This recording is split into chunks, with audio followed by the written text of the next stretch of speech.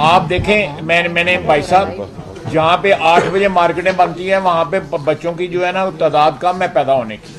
آپ کی کتنی ایفیشنسی ہے قوم کی کہ رات کے 1 بجے مارکیٹ بچے پھر بھی زیادہ پیدا کرتے ہیں. تاریخ میں پہلی بار چینی سستی اور آٹا مہنگا. کیا حکمران اتحاد کو اس چیز کا احساس ہے؟ بالکل 100%. دیکھیں ایسے حالات میں دیکھیں سیاسی جو ورکر ہوتا ہے اس سے زیادہ کوئی سینسٹیو نہیں ہوتا اس چیز کہ قوم کیا سوچ رہی ہے.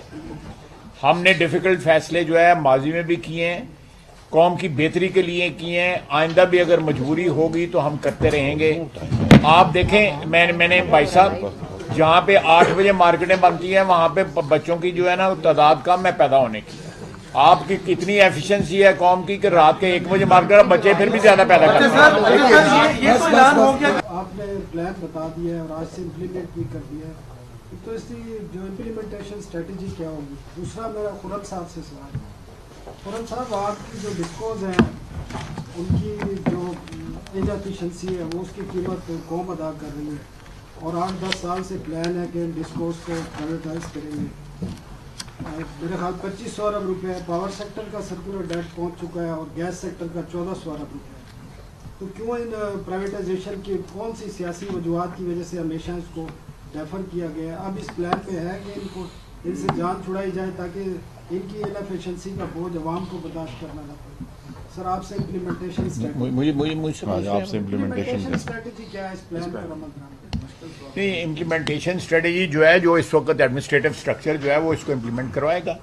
اس کے لیے کوئی اور نیا ادارہ کریٹ کر کے اور خرچہ ہم کریں. جو اس وقت ایڈمنسٹریٹو اسٹرکچر ہے ملک کا وہ اس کے اوپر جو ہے وہ عمل درآمد کرائے گا انشاءاللہ تعالیٰ, اور کامیاب ہوں گے. یہ ہم کوئی اس میں پولیٹیکل اس کا کوئی ڈیویڈنڈس لینے کی ہم کوشش نہیں کر رہے. یہ ہم بلکہ اس میں تھوڑی سی میں سمجھتا ہوں کہ پولیٹیکل کیپٹل کا لاس ہو سکتا ہے, لیکن الٹیمیٹلی لانگ ٹرم میں اس میں سب کا فائدہ ہے. پولیٹیکل گین بھی ہوگا اور ملک کا جو ہے ایک معاشی بہت بڑا جو ہے منافع اس میں مضمر ہے اس سارے پروگرام میں. یہ جو امپلیمنٹیشن جو ہے کیبنٹ اس کو مانیٹر کرے گی, اور اگر کہیں پہ امپلیمنٹیشن میں کوئی خلاف ورزی ہو رہی ہوئی کیبنٹ جو ہے اس کا نوٹس لے گی اور یہ انشور کرے گی کہ اس کے اوپر جو ہے 100% جو ہے امپلیمنٹیشن ہو جائے.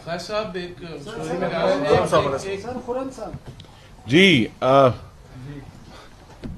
مختلف جو ہماری ڈسٹریبیوشن کمپنیز ہیں ان کی نجکاری میں ایک بنیادی حقیقت حائل ہے, اور وہ یہ ہے کہ جہاں نقصان ہو رہا ہے وہ جن ڈسٹریبیوشن کمپنیز میں وہ نجکاری کے لیے موزوں نہیں ہے, اور جو نجکاری کے لیے موزوں ہیں وہاں نقصان نہیں ہو رہا.